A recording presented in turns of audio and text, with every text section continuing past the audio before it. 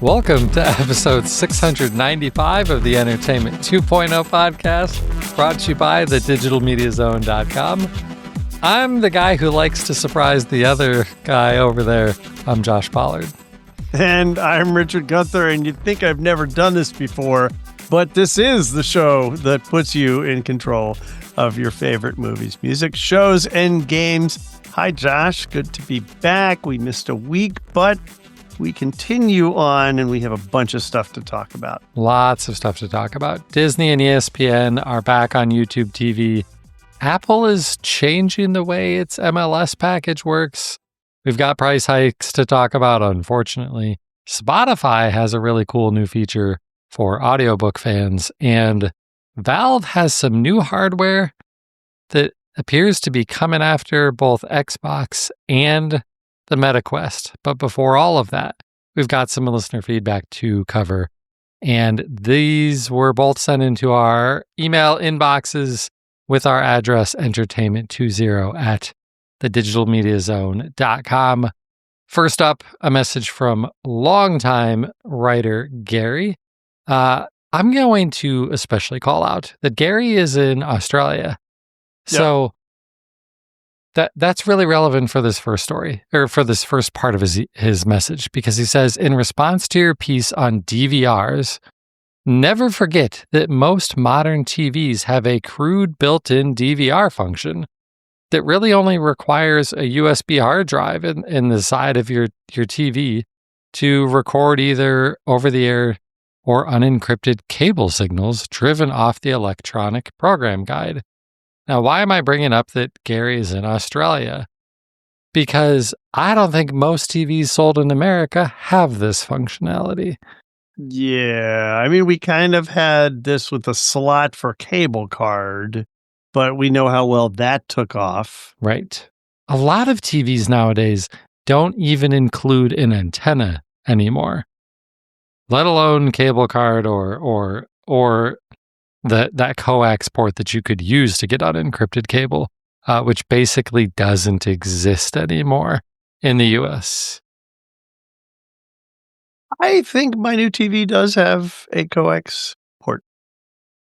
Yeah, I mean, some of them still do, but it's becoming less common on TVs. Yeah. Anyway, he talks about how he uses his built-in DVR essentially for recording the news and sports. And then he also says, hey, when you're traveling, don't forget a USB to HDMI cable. He says in his case, he uses this with an iPad mini, and it's become invaluable when stuck in hotel rooms when he just wanted to watch his home content. 100%. Yeah. This is a great suggestion. Like, you probably can get access to the HDMI ports on TVs in hotels. So why are you watching content on your phone or even your laptop when you could maybe just plug that stuff into the TV and watch on a much bigger screen? Yeah, it's a good idea. I was in a hotel this past weekend, and it's also worth mentioning that some hotels, Marriott's in particular, I know because that's where I stay, have apps built into the TVs now, and you can log in and then it logs you out every day, which is really annoying, but it's nice that there's a way that you can access your own apps for some of the things, not everything. And this has been my long-standing thing. I remember back in the old days of an old iPhone, I would take the yellow, I forget what you called it, but the AV cables that had the video and the left and the right as an adapter to my 30-pin connector on my iPhone. Wow. And I'd watch content off my iPhone on a TV in a hotel room. And this is just the modern equivalent to that. And it still makes a lot of sense. Right. Fun fact, in my hotel room, two people had apparently at one point in time connected Google Chromecast devices to the television and left them there because they were both still hooked up. So do you now possess two No. extra? I Okay. wasn't going to take them. I wasn't going to take them. I mean, But- it seems like they're yours for the taking. There were two of them? Yeah. Wow. One was plugged into the box that has the service that the TV uses from the hotel, and the other was plugged in to the TV directly.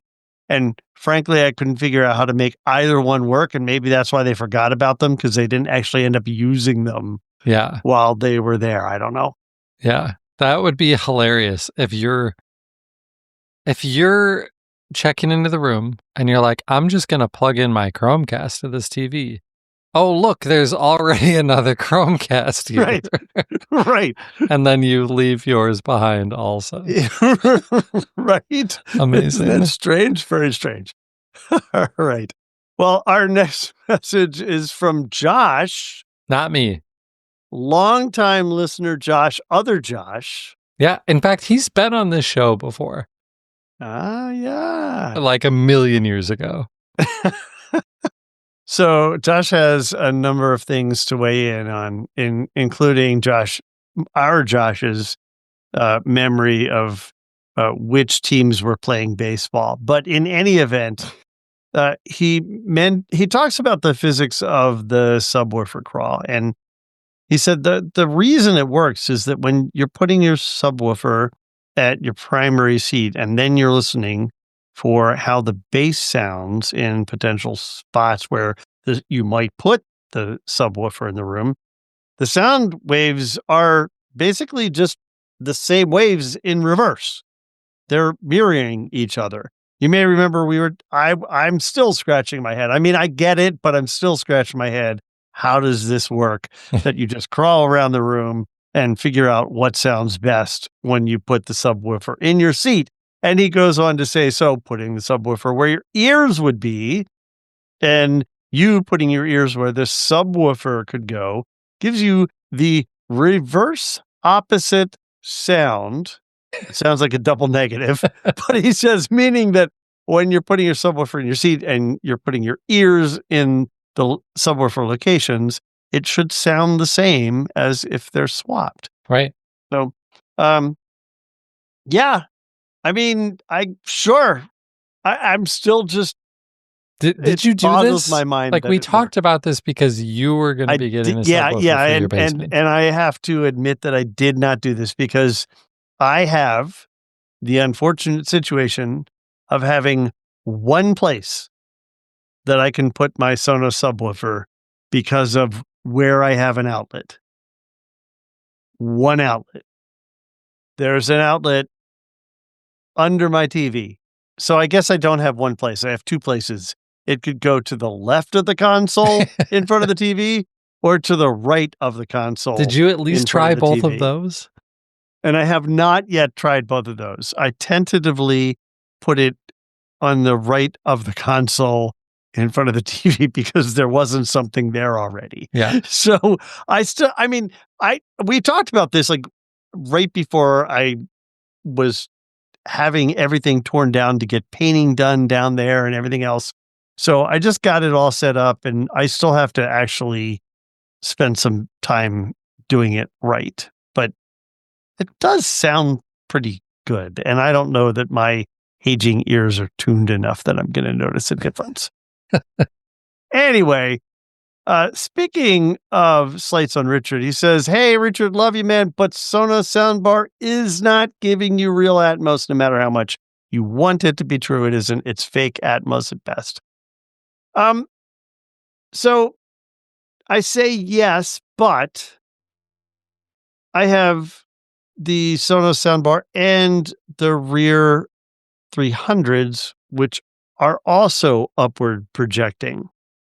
So while it sure doesn't sound as good as it did when I had when I had Atmos speakers in my ceiling in my old house, I am getting a good 360 experience.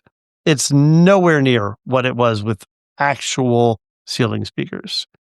But because I do have multiple upward reflecting speakers in this digital Atmos certified solution, it sounds good enough for me. And again, this is not a home theater. This Right. is a TV watching space. Yeah. So I can live with it. But I get it. I get it. It's not what it could be. All right. He goes on and he says that he figured he'd give his own updates on what's been going on in his home. And he admits that he gave up on Windows Media Center back in 2014 timeframe. And it's because he was having a bunch of problems with the PC, with cable card tuners and stability and all that. And he's tired of fighting it. So he switched to a 6-tuner TiVo. Wah, wah. With, So I'm going to guess he's not using that anymore. with minis around the house. And he said he had that until about 3 years ago. And then he switched over to YouTube TV full time. Sounds a lot like my journey. Yeah, no kidding. Yeah. Because I was in all those places. And I loved all of them, frankly. Like, they all worked well for me. Well, I can't say that I love YouTube TV, but it serves a purpose. He says he's now completely software only, uses Plex, YouTube TV, and things like that. And he no longer has a hardware DVR, like I was saying last time. I think they're going the way of the dodo, but it's hard to fathom from those home theater PC days when that was what was at the center of our entertainment universes, right? Exactly. Crazy. So he reflects on how things have changed, and I agree. It is bonkers. It is crazy, and frankly, I've enjoyed as we've had to change with it. Right, like you and I, Josh, held on. I think with our fingernails at some point, not wanting to give up on this stuff, and gave up before some of our audience did in a lot of this technology, as we've learned from John and others that we've talked to. Yeah, for sure. Well, yeah, it's good hearing from Josh. Love hearing those updates, especially from long time listeners. And frankly, Josh was even a contributor to the DMZ a long time ago. Yeah, he always had, I don't know, I think he typically had 2 to 3 times as many cable card tuners that I had. He had a lot going on in his setup, so it is interesting to hear his progression across all of this tech too. Yes, thank you. Yeah, so let's dig into the news. On our last episode, we talked a lot about the fight between Disney and YouTube TV. I made a joke that I didn't know what would happen next, whether these two would rectify their differences or whether the government would reopen, and they actually both happened in between the 2 episodes of our show. So you're welcome. I guess I'm going to take credit for both of those. I can't really, but the good news is this fight between Disney and YouTube is over. If you are a YouTube TV subscriber, you probably know this already. You've got all of your Disney and your ESPN channels back. You also have a new feature. You get access to ESPN Unlimited now. Is it that much of a feature for you? Probably not much, because ESPN Unlimited is the standalone ESPN streaming service for people who don't have things like YouTube TV. So, I mean, it means that you can easily log into the YouTube app with those credentials, but you could have done it with your YouTube TV credentials anyway. So, like, there is some exclusive content in the ESPN Unlimited app that's only available for subscribers. So you are getting a little something, but it's not what most people are typically subscribing to ESPN Unlimited for. And in terms of what you're getting right now, that's all of those things are confirmed. What else can we guess you're going to be getting soon? How about price increase? Yeah, how about a price increase? Because all of this content is costing YouTube more money for sure. Like, do we know for sure? No, of course not. They don't disclose the terms of these come types on. of deals. There's no way it didn't cost them more. There's no way. Right. It for sure cost them more. And YouTube TV costs less than some of the competitors. Hulu, which is shocking to think about. Right. I mean, this thing is like $83 a month, and it's still not the most expensive one. So there's like $7 of wiggle room in there that they could jack up the price to meet Hulu with live TV and still be competitive. So Oof. I would absolutely expect a price increase coming soon. Knowing them, maybe right as the NFL playoffs are about to start in January. Like, that would be a good time, right? That'd be so perfect. Yeah. So perfect. Yeah.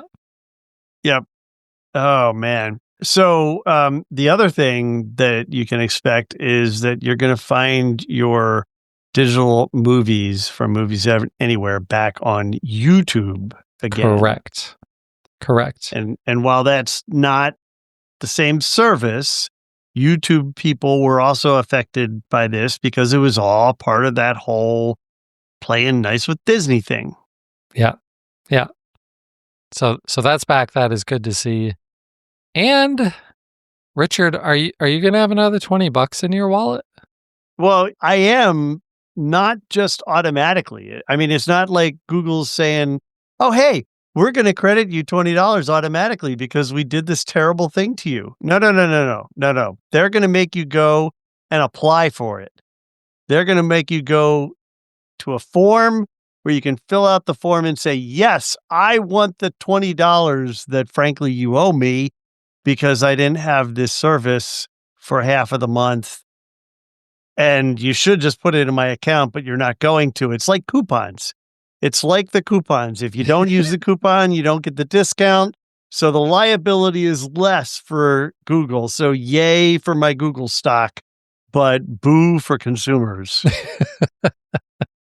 So, yeah, if you're not sure how to go about doing that, head on over to our website, thedigitalmediazone.com. We've got a link to a story in the show notes for this podcast that will tell you how to go and do that.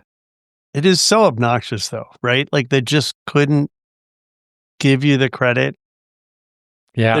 They're assuming they must have some metrics on this. They're like, I can imagine all the actuarials involved in this one where hey, insurance company, can we borrow your actuarials for this one? We want to know how many people are really going to bother filling out the form. So do me a favor. If you're a YouTube TV user, fill out the damn form. For sure. Make them pay for it. Yep. Absolutely. Okay. Next story here. Apple. So back in 2022, Apple signed what seemed like a really huge deal at the time, a deal to bring every MLS game, Major League Soccer here in the US, to Apple TV at the time, Apple TV Plus. And when they did that, they did it by creating an extra tier, essentially, or like an add-on to Apple TV Plus called the MLS Season Pass. And if you're an Apple TV Plus subscriber, you could add this on, and then you get access to all of the MLS games. 2 changes coming to the way all of this works. One is the really good one. Starting next year, you don't need to pay for MLS Season Pass anymore. That is going away. Yep. You'll just have access to the MLS games on Apple TV as long as you're an Apple TV subscriber for. And that's a major deal because this wasn't cheap. Right. It was like $15 a month. So yeah, that's a really nice savings if you wanted to watch the soccer games. The maybe not so great news is this deal doesn't appear to be working out super well for either Apple or the MLS, because this was supposed to be a 10-year agreement between the two, and they have both agreed, maybe let's just cancel this 3 years early. So MLS will only be on Apple TV through the 2029 season now. And who knows where it's going to go after that. But for the time being, for the next couple of years at least, you can watch it sort of for free, for free if you're a paying Apple TV subscriber. If you're an Apple TV, right, Apple TV service subscriber.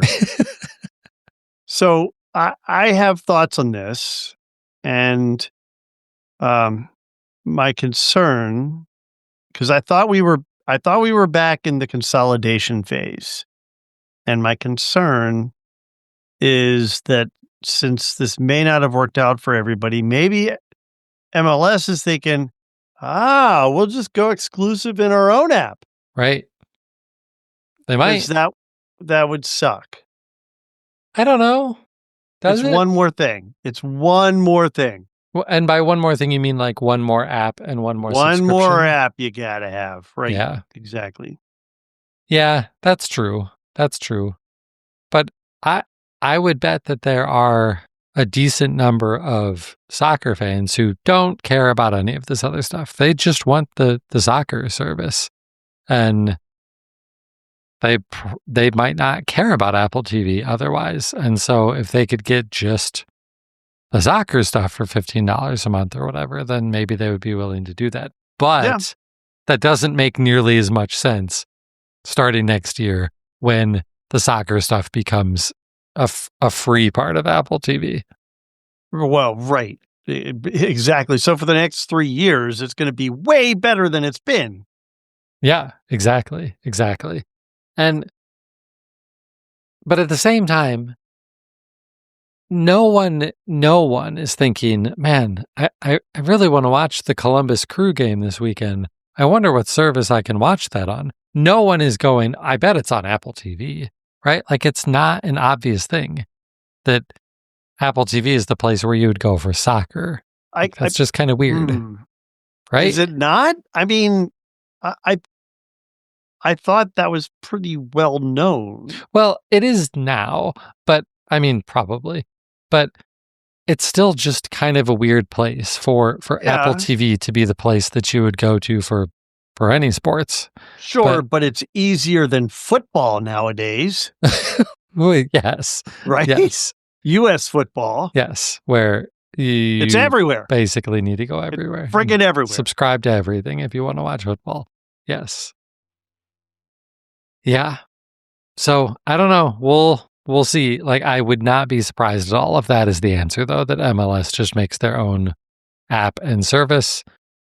But I would equally believe that it just goes somewhere else because maybe they don't want to deal with the hassle of running their own service and app. Yeah, I don't know. It's also interesting that this kind of comes on the heels of the news that they've secured the rights to F1, right? Because they're bringing that in, and I think they're going to be exclusive for that, if I remember correctly. Yep. Yeah. And that's a totally different demographic, I have to imagine. There probably aren't a lot of people who watch soccer and Formula One. I don't know. Actually, I may be wrong about that. I think that actually a lot of the soccer fanatics that I work with, a lot of them do like Formula One. All right. Maybe I'm wrong. That just strikes me as very different audiences, and it's intriguing to me. It's not like, I say that because I don't feel like they've brought something in that's going to retain the same users necessarily. Right.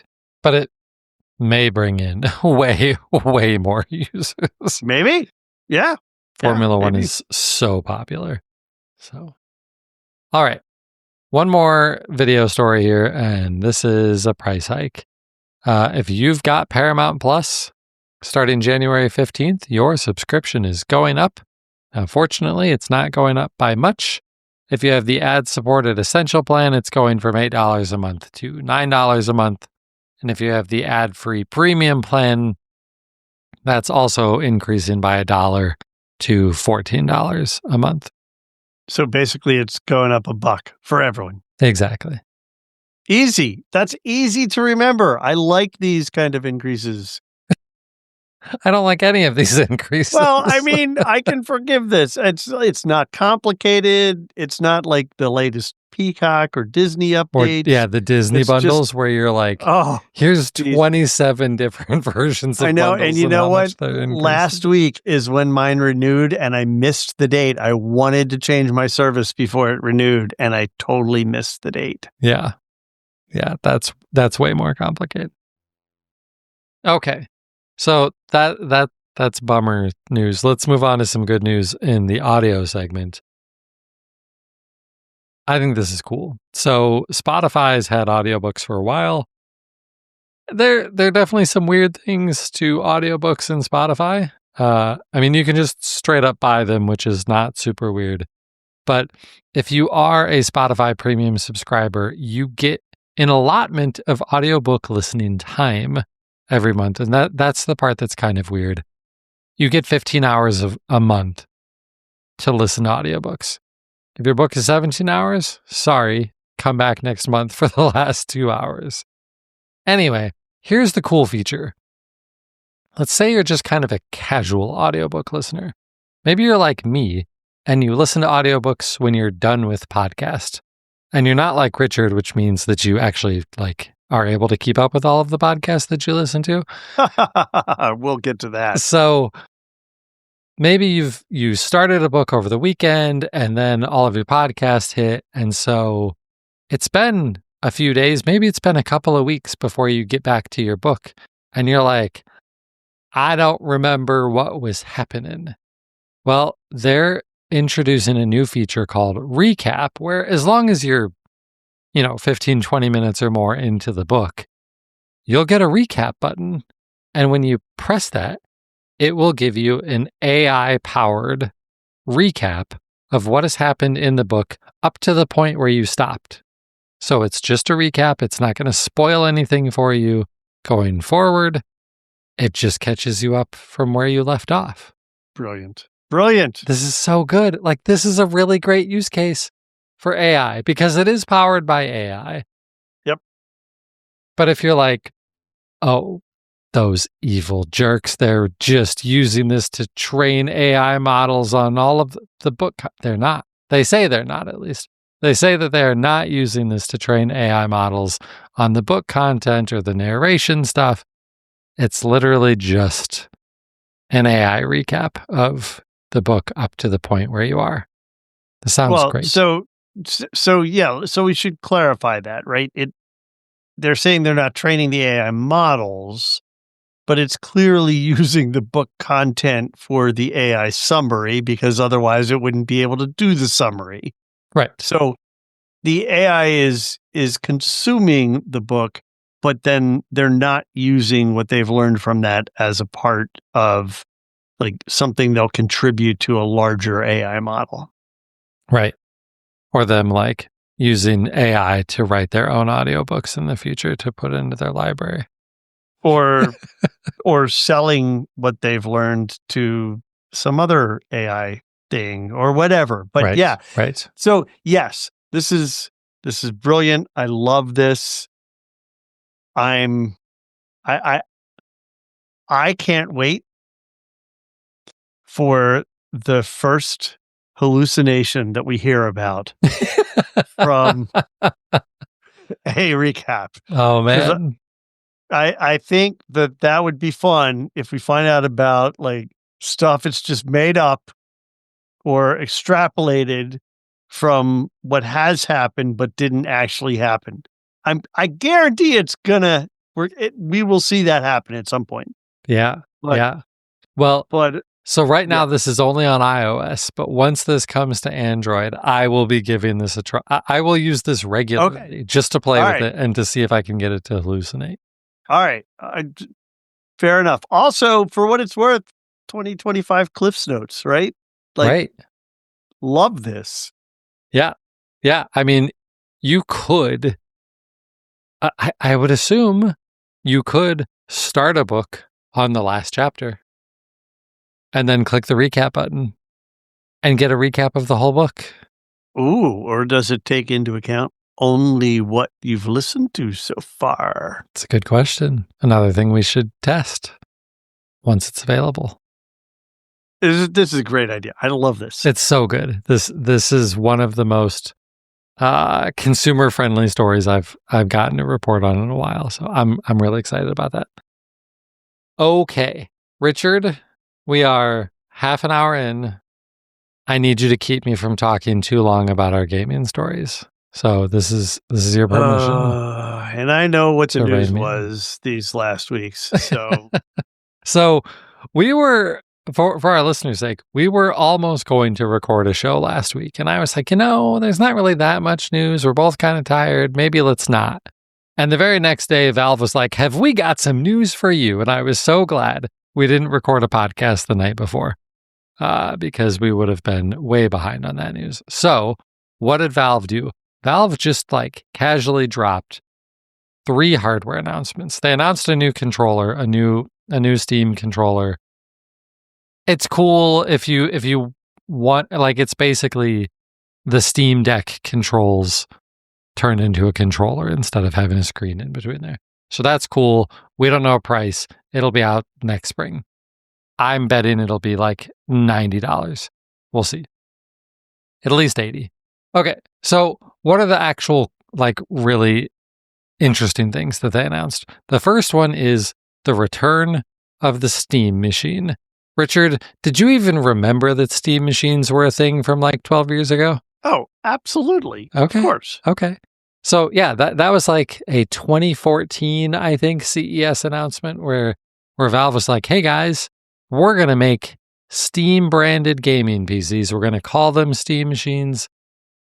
We're not going to build them though. We're going to let our partners build them.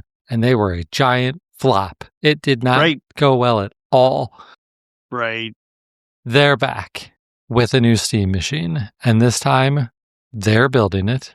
It looks beautiful. It looks like you cut an Xbox Series X in half. It's really pretty. It's got one LED across the bottom that is a really smart light. So if you're downloading a game, the light bar slowly fills up as it's downloading. They can do cool things like that. It's a really pretty device. It is a gaming PC for your living room that is meant to give you a console-like experience from a PC, from a Steam-powered PC. What's the hardware in this beast? I shouldn't say beast because it's not really. It's got an AMD. It's got an AMD Zen 4 CPU. That's a pretty solid CPU. The GPU, on the other hand, it's RDNA 3 based GPU. It's not a real GPU that you can just go and buy. So we're kind of guessing at some of these specs here. It's custom built by AMD for the Steam machine. In terms of memory, you're getting 16 gigs of DDR5 RAM, and then you're getting 8 gigs of DDR6 video RAM. That's not a ton of video RAM. That is mid-range GPU cards levels of RAM at this point. Even the lower tier GPUs have around 8 gigs of RAM. So this is not a lot of video RAM. It's less video RAM that you're getting out of a PlayStation 5 and an Xbox Series X also. Okay, but it runs SteamOS, which is the same operating system that runs on the Steam Deck, which, if you've listened to me ramble on about handheld gaming PCs for the last couple of years, that's generally a good thing. SteamOS is a really good operating system for making it really easy to get to the store, buy the games you want, manage your whole library, and just quickly jump into games in a console-like experience. It's a way better experience than just dealing with regular PC gaming on a regular PC because it's customized to that experience, and it works really well.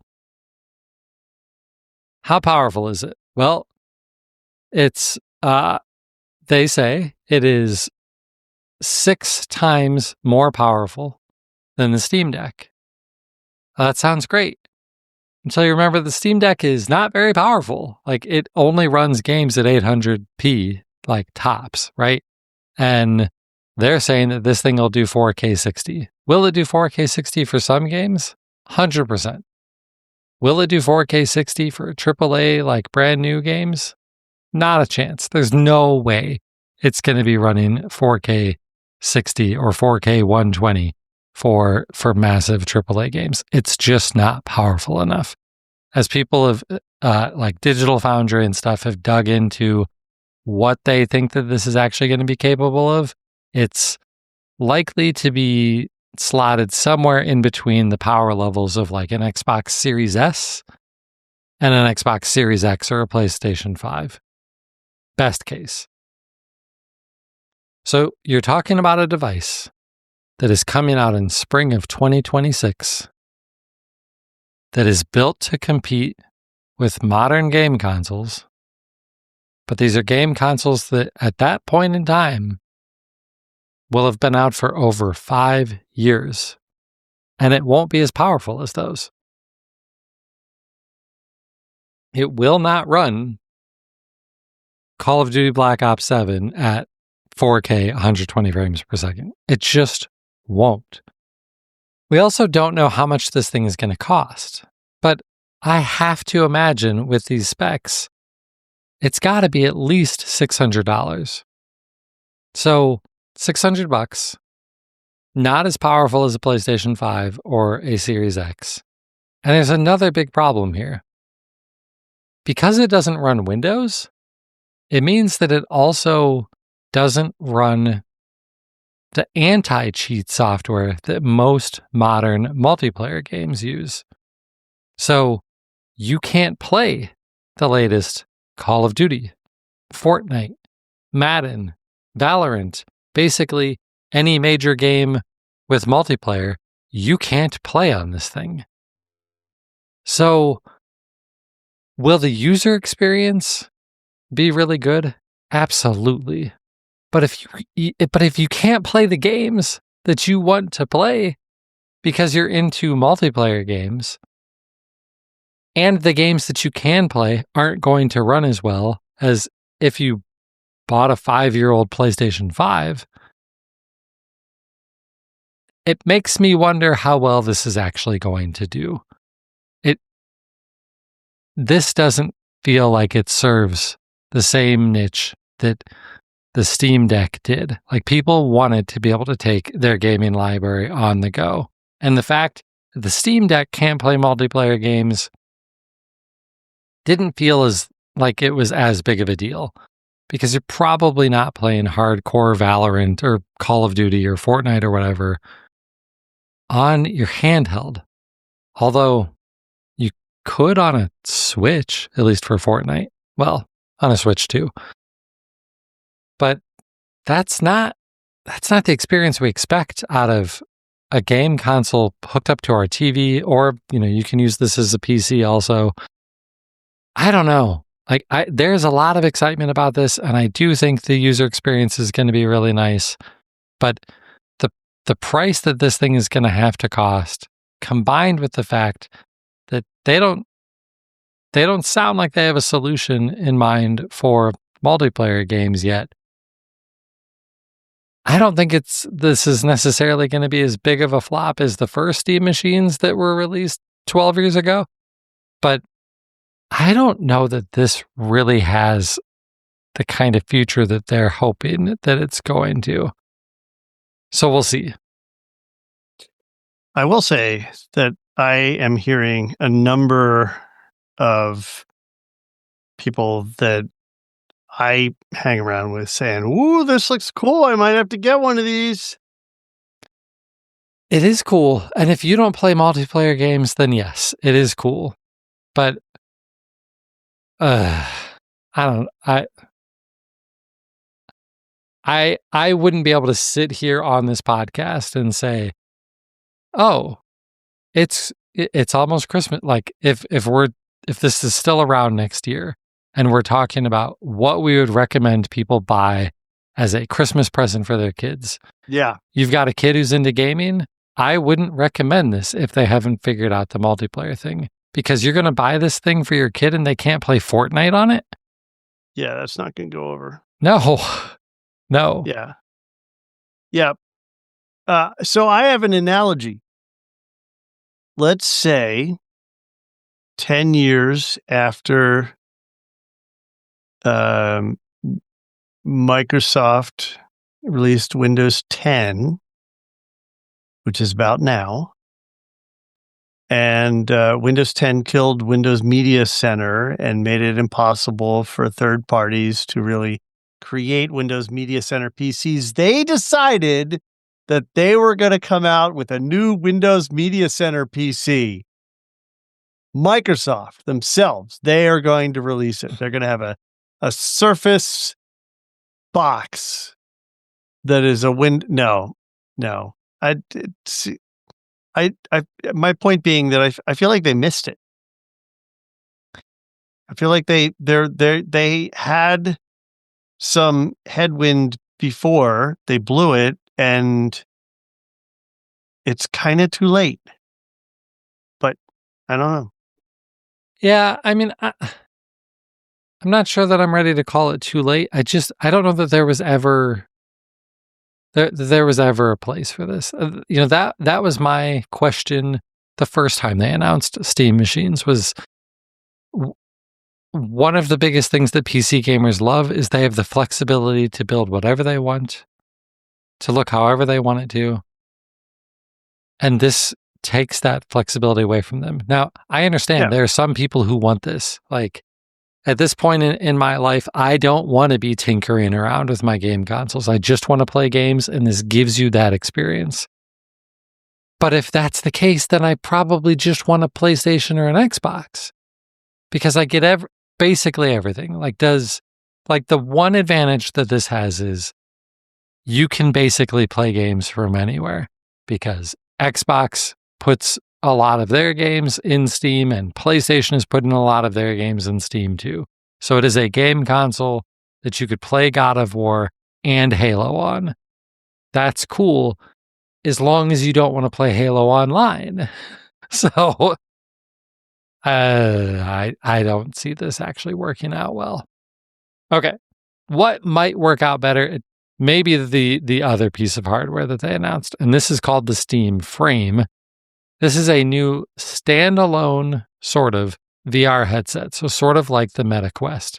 It is a VR headset that can be used completely independently of a computer, but it doesn't have to be, because it also includes a 6 gigahertz wireless dongle that you can plug into your computer, which could be a Steam machine or any other Steam-powered computer, and wirelessly stream the game in VR to this headset from your computer. And you're like, Josh, we've been able to do this with other devices, right? But this wireless dongle, it uses its own 6 gigahertz network. 6 gigahertz is super low latency, super fast. And there will only be 2 devices on this network: the gaming PC and the Frame VR headset. So the people who've gotten to test this have said there's basically no latency, no noticeable latency when streaming using this. Now, are you going to be able to put this in the corner of your basement and stream it to the 3rd floor of your house? No, 6 gigahertz doesn't have a long range, but if you're in the same room, it's going to be great. The other really cool piece of technology in this, lots of people who are deep into the VR space know about foveated rendering, which means that it prioritizes what it's rendering based on what your eye is actually looking at. This has that, but it also has a new technology they're calling foveated streaming for when you're streaming this. So what does that actually mean? So you're playing a game and you've got these giant screens, at least they feel giant, in front of your eyeballs. But your eyeballs are, the pupils of your eyes are only looking at a couple of specific spots on those screens. So what foveated streaming does is they've got cameras in the headset that know where your eyes are looking. And so where you're looking, that is the part of the display that gets all of the focus in terms of higher resolution rendering. So the stuff that's off in the periphery that you're not really like literally not focused on, it's blurry in your vision because that's how your eyeballs work. It can be lower res because it's not where your pupils are pointed. And so it allows you to get a higher resolution for just the part of the screen that you're looking at. And it's super fast. Like all of the videos that I watched and the things that I read, everybody said, I tested this by moving my eyes all over the place at super fast, and I could not ever look at a place that wasn't rendered at the highest resolution. That's intriguing. It's pretty impressive. It is cool. The concept is kind of mind-boggling. I have to wonder, as someone who might have what I would consider an accessibility issue with this feature, if it doesn't, and some headsets do, if it doesn't adjust for alignment issues, which I have, then how does it handle the fact that I might be looking at two different places in the stereo screen, right? Because my eyes don't focus in the same direction, right? My eyes are somewhat crossed. So would it be able to handle the fact that it's not the same place on both screens, really? Yeah. That it's showing me that it has to do that optimization. Yeah, that's a good question. I would like to optimistically think that it could, because I think it's looking at both eyes. Yeah. So yeah. you would think I would like to think that it can adjust for that, because some headsets can adjust. There, I believe even the original Oculus, I had surprisingly good results from, because it could adjust and accommodate, not accommodate, it could correct the alignment issue with the lenses. Right. So that is really cool tech, and it's all just built into the headset itself. So this doesn't require every game publisher out there to go back and make their game support this. It just automatically works on every game, which is really nice to see. Okay. Cool. So the other thing that's interesting about this is it uses a Qualcomm Snapdragon processor. And you're like, oh, what? That is a phone processor. That is not something you would normally see in a PC or a gaming device. It is a mobile phone processor. But I also said that this is a standalone VR headset. It is. And it is a standalone VR headset that runs your Steam library. But Josh, Steam games aren't compiled to run on an ARM processor. You are correct. And yet this still works because they have built essentially a Windows emulation layer on top of this. Oh, good grief. Yes.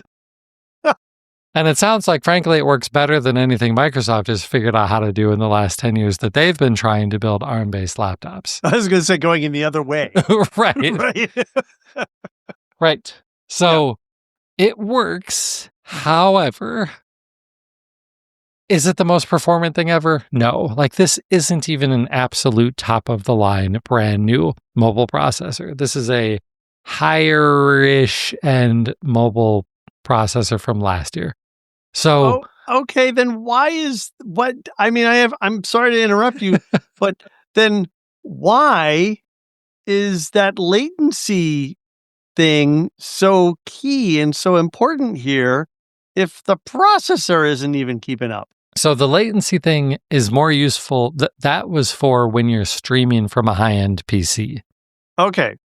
But if you want to just be out in your backyard or on an airplane using this playing games, you can have games installed on the headset. Okay. So actually run on the, okay. I misunderstood. Yeah. All right. So this will play Steam games, VR and non-VR, natively on the headset, but it doesn't sound like it's great. It, like, in the demo, they played Silksong, they played Hades 2. These are games that came out this year, but they're also not like super high-end AAA. Like, they're kind of AAA, I guess, but they're not super demanding games. And these are the games that Valve made available to people to demo. And even in those demos, there was some stuttering and not the greatest performance. So if you want to play these games rendered directly on the headset, you're probably really looking at like older, lower end games for that experience. All right. How much is this going to cost? Don't know. They've said it'll be less than the Valve Index, which was $1,000. So hopefully it's significantly less than that because it is competing with the Meta Quest, which is a $500 headset. So we'll find out pricing and availability on both of those sometime next year. Next spring, I should say, is what they're saying. All right, last little bit before we get out of here. This is the last show that we're going to do before Thanksgiving and Black Friday and all of that. And there are already some pretty great deals out there that we wanted to clue you in on to if you're looking for some Black Friday shopping for somebody else, or frankly, let's be honest, for yourself. How many of us use Black Friday sales to buy things for ourselves? Most of us. Probably a lot of us. Right. So wanted to clue you into a few of the types of devices that we talk about around here. I'm going to go through these quickly. We will have links to all of them in our show notes. Go over to thedigitalmediazone.com, click the link for this podcast. All of the links will be there.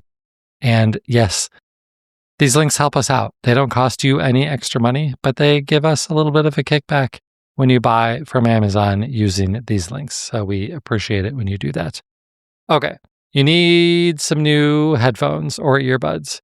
Bose, Quiet Comfort Ultra earbuds, the second gen, 17% off. Those are down to $249.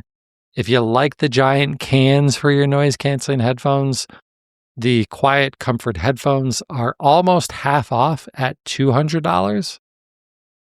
If you're more of a Sony fan for the big can noise canceling headphones, the previous generation of their flagship, that would be the WH-1000 XM5. Really fantastic. Sony names. Yeah, well, the names are terrible, but the devices are great. These are 38% off, down to $248. They're fantastic headphones. PlayStation 5, not quite available yet, but starting Friday, November 21st. They're going to be discounting most PlayStation 5 bundles across the lineup by $100, which means that you'll be able to get the PlayStation 5 digital bundle for $399, which is the price that it launched at in 2020. Yeah. Yeah. So that sucks but at least it's cheaper now. If you don't have one, you've been wanting one, well, at least you can get one like it's 2020. Amazon Fire TV Stick 4K Max. If you're in the Amazon Fire TV ecosystem, when these sales happen, just buy the best one available. And that's the 4K Max. It's 42% off. It's $35 for the best Fire TV stick that you can get. If you're in the Roku ecosystem, the Roku streaming stick 4K is also $35. Oh, and then also we talked about the Meta Quest headset. The more entry level of the latest generation, the Meta Quest 3S, 128 gig version down to $249. That's $50 off. The 256 gig version is also on sale. So if you're thinking about a Meta Quest, those are also on sale for Black Friday. So again, if any of these sound interesting to you, please head on over to our website, click the link, and go and check them out there. We'd really appreciate that. Those are all good. I don't want people to forget about the fact that if you're in the Google ecosystem, you can get a damn good device, the On 4K Plus streaming device for $30 any day from Walmart. So if Google TV is your preferred experience, that's a shockingly good device, actually. For sure. And I wouldn't be surprised if Google's the Google TV streamer 4K goes back on sale again. If you missed it when it was on sale for $75 a few weeks ago, I imagine it'll be on sale again too. Yeah, probably. Yeah. Okay. Well, let's talk about what's going on in our entertainment centers. All right. So you were just talking about a bunch of headsets and headphones. And one of the things that I learned on my recent weekend trip where I was in an airplane, actually, I was in 4 different airplanes over the course of the weekend, was that my AirPod Pro 3s are better at noise cancellation on a plane than my Bose Quiet Comfort cans. Wow. Yeah. I cannot say this about the 2s, but the difference that they injected with both the software for the noise canceling that they talked about, and they advertised it as like 50% better, blah, blah, blah, whatever that means. And what they added in the ear cup or whatever you call that thing that goes into your ear now has foam behind it.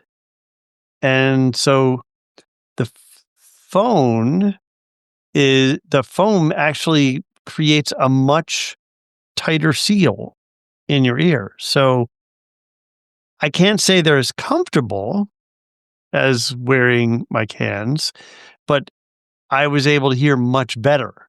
And so I ended up using them more than my Quiet Comforts. And frankly, I don't know that I'm going to take my Bose headphones with me anymore on a trip because they take up a lot of space in my backpack that I'd rather not have to carry. Right? That's really amazing. Yeah. Yeah. So I was very pleased to learn that after buying those when they came out. All right. So, what have I been watching? I've been watching stuff on my big TV downstairs. I've been watching stuff on my tablet while I was traveling. So I'm up to date on The Amazing Race. That should be ending in just a couple more episodes. This has actually been a fun season. I've been enjoying it. The morning show is 1 episode from finishing, and I am up to date on that. This has been a really good season. And I think there's another season coming, which is interesting because I didn't even know that this season was going to exist. And I'm happy it did because I think it was good. And I think they validated their return, if that's a proper way of putting that. Continuing to watch more episodes of The Voice, although we're behind, it's just nice to have on and enjoy people getting recognized for doing talented things. I finished that digital series that I was talking about on YouTube called H Plus. It was really cool.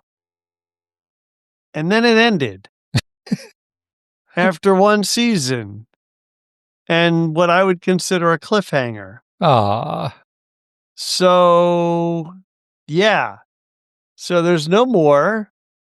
I mean, I enjoyed the 60 some short episodes that I watched. I just wish there were more, and they never made any more. So that's kind of a bummer. We got back to watching Fubar. That's the spy kind of almost slapstick spy, if you will, with Arnold Schwarzenegger. And it's a lot of fun, and we've been enjoying that. We are continuing to watch Ghosts. We're up to date on that. I may have mentioned before, I think I did, that Ghosts and Abbott Elementary this year seem to be short 10-episode seasons for some reason. So they're almost over.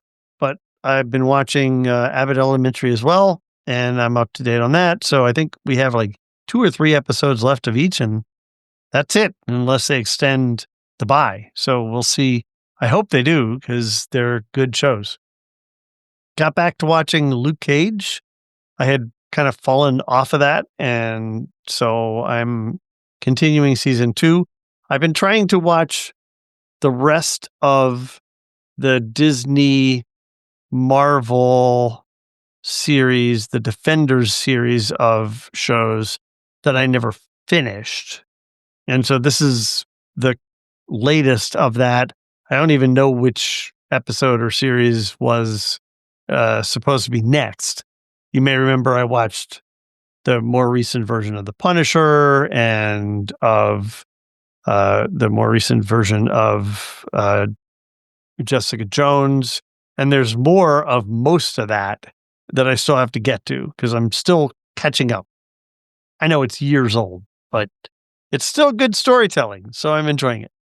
And then I watched, hey, Josh, tell me if this sounds familiar. So Apple TV is putting out a series. Wait, hold on. The device, the service, oh yeah. Sorry, the service Apple TV is putting out a new show, a new series that you can watch on any device. Doesn't have to be on the Apple TV device, but it does have to be using the Apple TV app. Okay. So if you watch on Apple TV in the Apple TV app, the series like say, I don't know, let's say something like Severance, where you're watching it and every week you're like, holy crap, that was weird. What the heck is going on?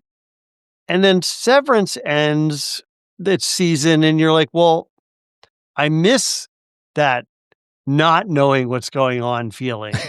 I miss feeling like you're throwing me all these barbs from left and right that I wasn't expecting, and I want that back. Well, I have a show for you. It's called Pluribus. And if you I mean, if you were wondering what the show is about and you didn't know anything about it, man, you are in for a shock. I don't think anybody knew what the show was going to be about. This is featuring the woman from Better Call Saul. She's a great actress. It is produced by the guy who created Better Call Saul. So, I mean, I expected something kind of, I don't know, gritty, real life like. I'm not going to tell you anything about the show. Nothing. But holy crap, it's not at all what you're going to expect. And it's 3 episodes in so far, and I highly recommend it. It is so weird and so disturbing. And if you have Apple TV, give it a try. And let's talk. Yeah. So I've been hearing nothing but good things about it. And I've just been thinking, isn't there something else? Like, isn't Silo supposed to be coming back? Like, I would like to wait to renew Apple TV. Oh yeah. Until there are multiple things for me to watch. This isn't a must see right now thing, but when you have Apple TV, watch this. But we risk getting it spoiled. You do. And this is completely spoilable. Absolutely. Yeah. Absolutely. We might just need to sign up and watch this. Yeah, it's really good. It's really, really weird. Okay. Other stuff that's been going on. If you haven't found out today, this is Tuesday? Yeah. Tuesday, the 18th of November. The new trailer for Project Hail Mary came out. And I'm still so friggin' excited. I can't wait. I know we disagreed on the first trailer. I've not seen this new one yet. I am very excited and I can't wait. And I am optimistic about it. In terms of other stuff that's been going on, I finally, I cannot believe I waited this long. I finally watched Spider-Man Into the Spider-Verse, and holy crap, that's a good movie. That is such a good movie. Have you seen this? So I started watching it on a plane and wasn't able to finish it. It seemed like it was pretty good, and I've been trying to tell my family, hey, you're the ones who love this Marvel stuff. Everyone says this movie is fantastic. We should watch this. It is fantastic. It is a great family movie. You would love it. I highly recommend that you finish it and get your whole family to watch the whole thing with you. I think it would be a lot of fun. I can't believe I waited this long. It's amazing. Absolutely amazing. And then I've been listening to a bunch of things. I've been listening to audiobooks. I started reading the DevOps Handbook. Wait. No, is that what you're reading right now too? This? Yes. I have this book, the real one. I'm not currently actively reading it, but it's funny to see I don't own that many physical books. I have that one. You do. That's right. Yeah, he just held up the physical version of what I'm listening to. So this is our work book club book. And I think I've made it pretty clear I'm not excited about reading business type books as a part of my work book club, but every once in a while we do that. And this is totally relevant to the kind of stuff that we do, you and me. Right. So I have to admit I'm enjoying it, and a lot of it from a consultancy perspective and from an on the ground perspective is like, duh. The trick is selling the managers and the executives on all of this. Yeah. As is almost always the case. I've been listening to podcasts, but I am now over a month behind, Josh. Dude, you were on airplanes and walking through airports and listening to the DevOps Handbook and watching Spider-Man and watching Luke Cage. Yeah. So I have not been keeping up with my podcasts, and I'm way, way, way behind. I haven't declared bankruptcy yet. I don't remember the last time I did that, but I had to get much further than just a month behind to do that. So, and I'm still doing it day by day too. I'm not at the point where I'm like, all right, well, I want to listen to every episode of this show and then I'll catch up on the other stuff. I'm still doing it day by day, chronologically. So we'll see how well that goes. Anyway, and part of the reason for that is because I've been listening to more music recently.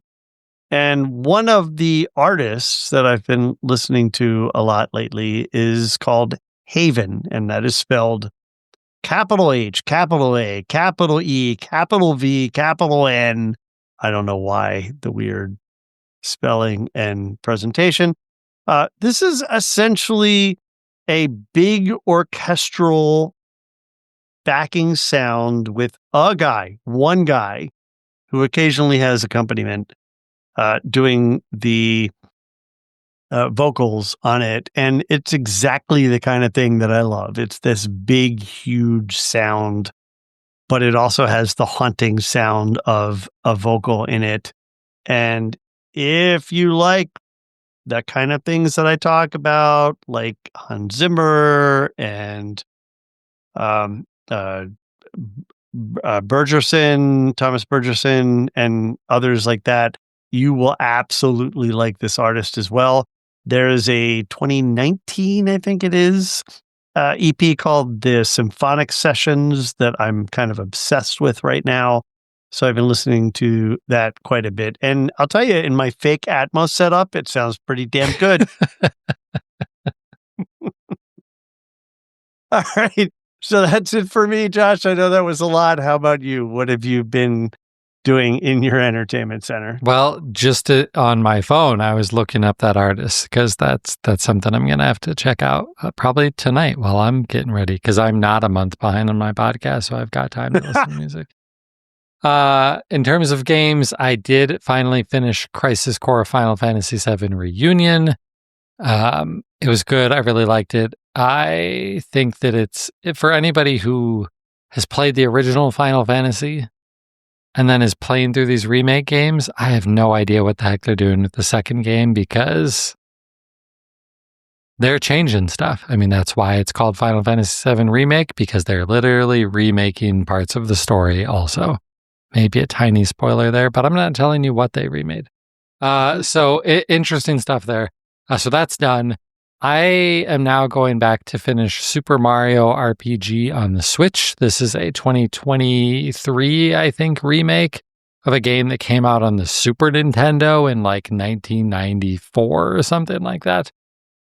It is so adorable and so funny the way that they, like, you know, like it's not like the Mario Brothers games ever had that much story, right?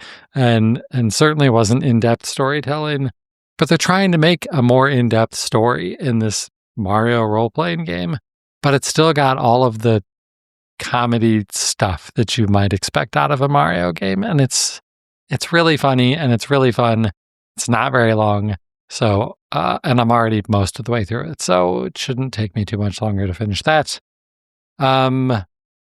Oh yeah, and the new Call of Duty game came out. Call of Duty Black Ops 7 came out, and so it has a 4-player co-op version of the campaign. So me and the guys that I normally play with started playing through that. It has the actor who played Peter Petrelli in Heroes is the main character in Call of Duty. So that was fun. This campaign is freaking weird. It's Call of Duty. You expect this to just be like a war game. It's not. It's weird. I'm down for it. Like, I don't expect it to be super fantastic. It's fun. That's it on the gaming side. No movies for me. In terms of TV, we're still checking out High Potential. I think we're almost done with the first season of that. We really like it. It's really fun. And of course, football. Unfortunately, my Lions didn't win this week against the stupid Philadelphia Eagles. Stupid Eagles. Oh, wait, I'm from Philadelphia. Yeah. I won't hold it against you. Yeah. And then since we last recorded, I think, unless I just forgot to rip this out from my notes last time, I finished the reread of the book I, Robot.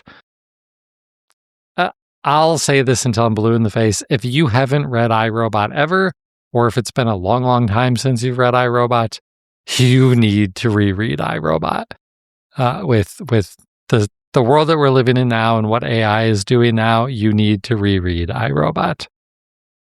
It's really interesting, the things that Isaac Asimov was thinking about 65 years ago when he wrote this book that we need more people thinking about right now. Turns out these people like Carl Sagan and Isaac Asimov, Arthur C. Clarke, sadly, Margaret Atwood, they were all pretty on target. Pretty smart folks. Yeah. So go and read that. It's not all that long either. So it's good. All right. Well, that is what's going on in my entertainment center. This will be our last episode for the month of November. So we'll keep throwing out some of those Black Friday deals that we would recommend to you. And we will catch you all back in December. Wait, but is it really the last in November? Because isn't the 31st a Tuesday or something like that? There's a chance. You're saying I think there's a chance. I don't think that's correct. No, it's not. It's the 1st. The 1st is Tuesday. Yeah. Okay. Yeah, actually, the 1st is a Monday. Yeah. 2nd. Yeah. So. Okay. Yeah. So, if you want to get a hold of us, we're online. We're on the socials at Josh Pollard on Twitter and Blue Sky, at DigiMediaZone on Twitter for the website. Richard is Richard Gunther on Mastodon and richardgunther.com on Blue Sky. And again, go check out those show notes, especially for all of those Black Friday deals. www.thedigitalmediazone.com, and then come back and check out the show live when we do it. Live. The videos are up on YouTube, so you can like and subscribe to us on YouTube. If you want to see what the DevOps handbook looks like, you could see that if you were watching the YouTube video. It's a big yellow book. That's compelling content right there. It is very compelling. What is more compelling, holding up books or me talking muted? I mean, Yeah. Come see the sausage being made. Right. Absolutely. All right. Well, that is going to do it for episode 695. He's Richard Gunther, and I'm Josh Pollard. Thanks for listening to Entertainment 2.0. Adios. Goodbye. Did you even say goodbye muted? Is that what I was waiting for there? No, Okay. I was struggling to unmute. Oh, That's okay. what was going on there.